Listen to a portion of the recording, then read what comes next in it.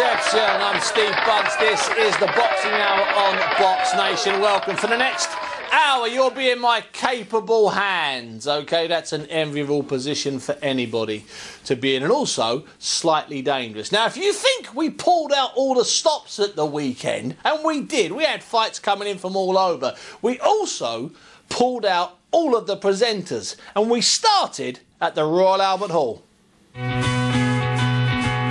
Anybody who is anybody has fought here at the Royal Albert Hall. There have been some fantastic fights there. And now we are going a long way east to the Ukraine, in fact.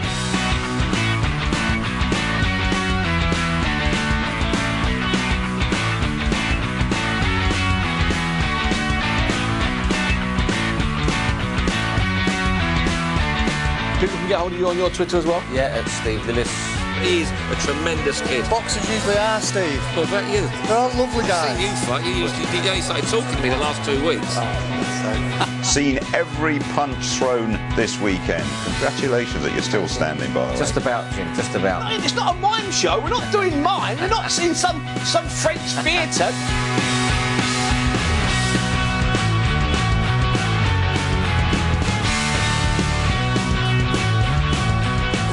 If I feel like I'm being pushed, I'm going to push back. And you're so right. Bunce. And you are so right. You should have chinned him. For a moment there, I wasn't sure if I was sponsored by Nike, you know, the old swoosh. Only it wasn't on outside of my clothing. There's a trilogy in that. Hopkins Bunce. Where's your money, I'd like to see that. Yeah, absolutely. Where's The your money? rematch. I'd pay for that. I'm on Bunce. Nobody fronts the Bunce.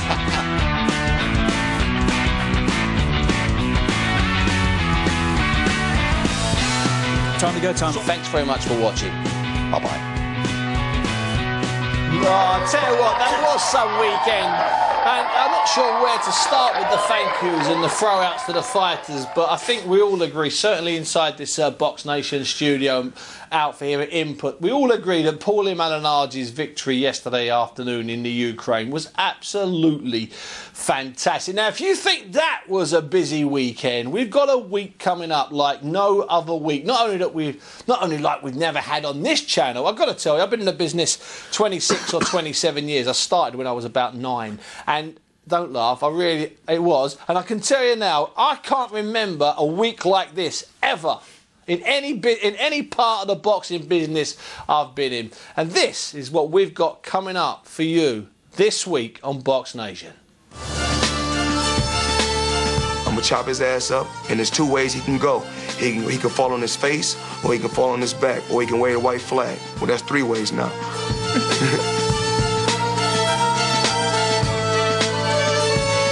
I think he will leave. Miguel Cotto is the last chapter of his career. He never faced a guy like Miguel Cotto, and he's going to see it and feel it on May 5th.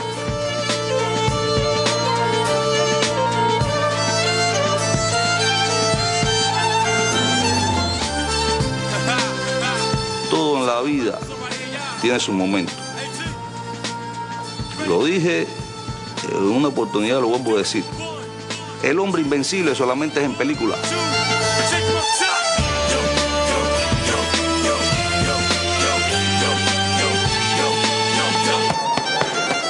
I'm a winner. I'm a winner. Come May 5th, I will win. I was born to win, and I will die a winner. You better believe that.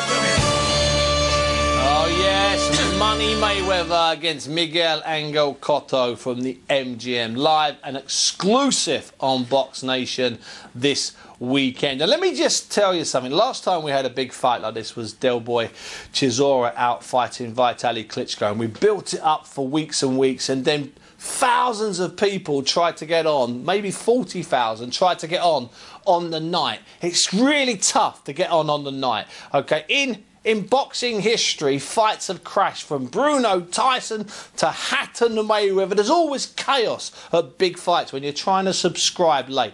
So if you do want to see that fight and you do want to see the rest of the stuff coming up this week, I advise you to go on now and subscribe now so you don't have the hassle on Saturday afternoon, on Friday night, or worse still, at midnight on Saturday when you're fumbling through blurry eyes trying to get the fight that no one wants to miss, okay? And by the way, the third edition of 24/7 is Tuesday night on Box Nation at probably about 7 o'clock or so.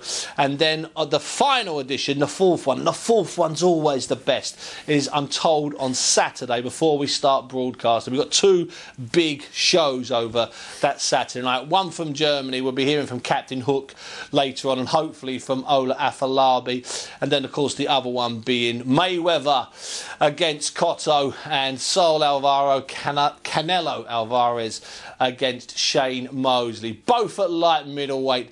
But that's not the first boxing this week. Oh no, my friend. We start on Thursday at the Troxy, Limehouse, East London, when we launch our own version, our own little niche, our own little sort of stamp on the market. Bosch, rubber stamp, this is us. It's called Box Academy. There'll be 6 or 7 or maybe even 8 fights on the night, and there'll be, well, hopefully a dozen or more of these shows in a year, maybe even more. I know one of the two men behind this little baby is in the studio with me alongside one of the guys that's going to be boxing on Thursday. Francis Warren. Francis, thanks very much. Ashley Sexton, you're going to flash. Ash is going to be on the show. Ash, by the way, look at that. Look, he's bought a cardigan. He's had a cardigan handmade by dwarfs in Hendon, okay, to match the colours, the exact colours of the Bunce Hour boxing logo. I love it. See the bobble out he's got. It's that is incredible, isn't it, Francis? Whereas you've just copied me. I mean, look at what's going on here. This is outrageous. I can undo my shirt more than that, you know. I haven't trimmed my chest there like you used to. I should stop trimming my chest there. Francis, first of all, Box Academy. We're launching May the 3rd at the Troxy, Limehouse. Steve O'Meara, Bradley Price, and dozens. About how many fights on the night? 8 fights on the night. 8 on the night. Now. And we're out again on May the 18th up in Oldham or wherever. We've got Liam Smith will be fighting up there. He's going to fight Heffer, and that's fight Ronnie, but unfortunately... Ronnie's had to pull out, unfortunately, so we're looking to look for an opponent that's hopefully as good as that fight would have been. Now, what are we thinking about with these? How many per year, in an ideal world, Francis? What do you and George fancy in an ideal world? I mean, ideally, we've we'd like to...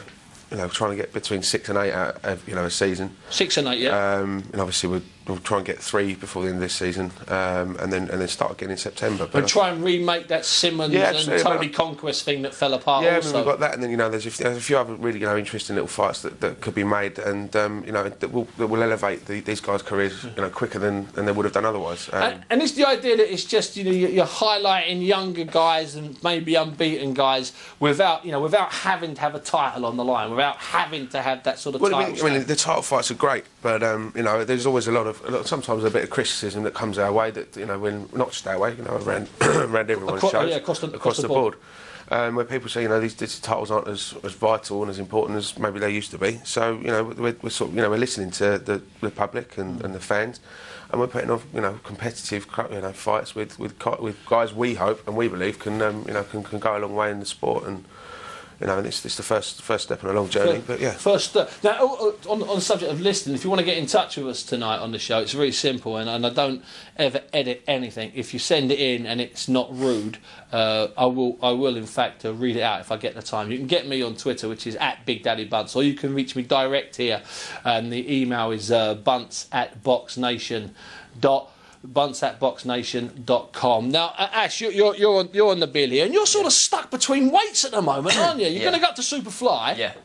But there's no British title or European title at Superfly, you're telling me? No, there's a British title at Superfly. Lee Haskin holds it at the minute, but he's moving up to fight for the British bantamweight. No, sorry, European bantamweight title. Yeah. I think he's already vacated, hasn't he?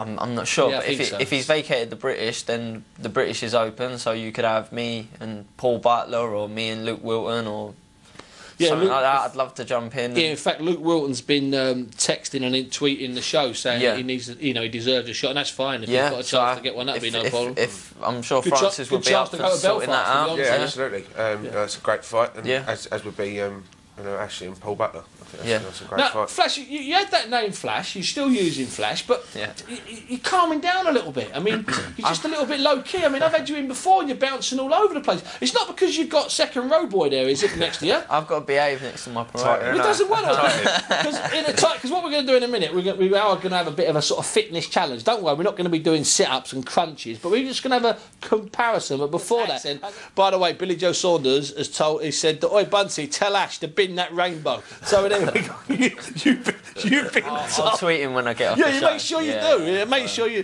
sure you do. Now, Francis, one of the things that I'm quite looking forward to with this whole Fight Academy thing is to see if we can, and I'm using the raw, if we can keep delivering young fighters against young fighters, because it's one thing saying we're going to do it, and it's another thing actually doing it, isn't it? Yeah, of course it is. I mean, that's obviously our job to make sure that the fights get made and the correct fights get made. George and I work very closely with Dean, making sure that happens. We've got a couple of guys making their pro debuts, Mitchell Smith and Tom Baker on Thursday.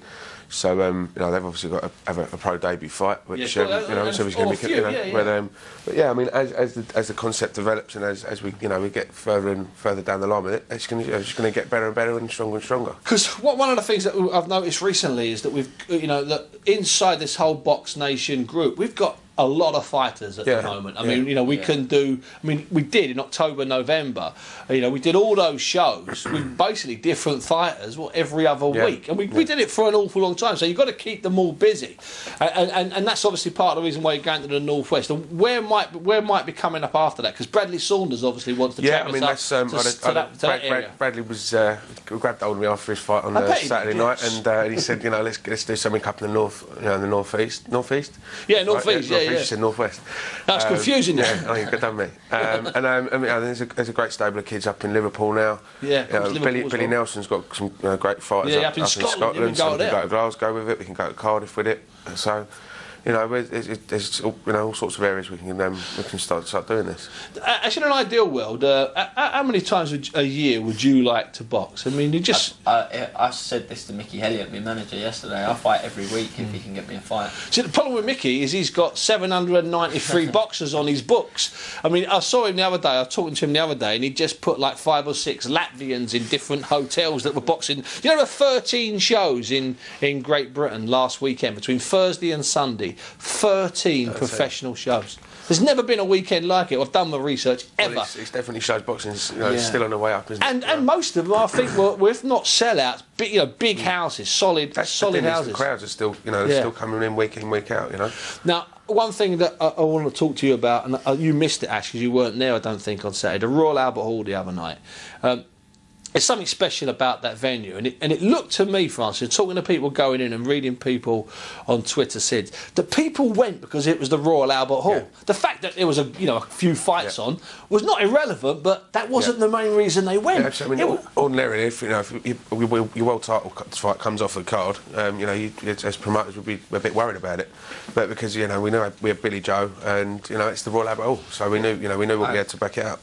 I knew it was going to go, yeah. I couldn't make it, but I wanted to go. Regardless of who was fighting, I just wanted to go and see the Albert Hall. When you were watching it, did you watch it? Yeah. When you were watching it, could you sense that it was a bit of an event? Definitely. Because it was, wasn't it? Yeah. Fantastic event. It really was. There was a point there when I was sitting there and I was, I'm not that old for God's sake, and you're having like flashbacks looking around thinking, blimey, now I've been coming here for a long time. Trainer Paul Rees has been adamant for years that it's the best boxing venue in Britain.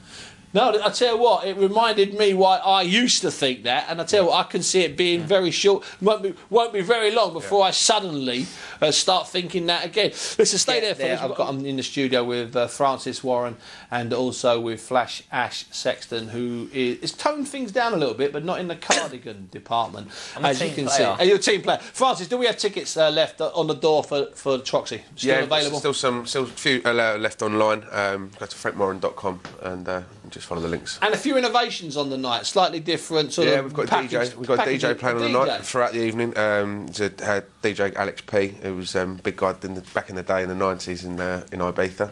So we've got him just to keep it a little bit more lively. That's a nice idea. Yeah, and we've got a bit keep it lively. And George isn't too happy about it because he likes his old soul music. But I'm looking forward to that. Well, let Alex P, who was big back in the day, mix it up a little bit. That's what I say, Ash. Yeah, go for it. Listen, you're both lucky because I was going to do a gym challenge with the three of you on crunches because I'm working on my crunches at the moment.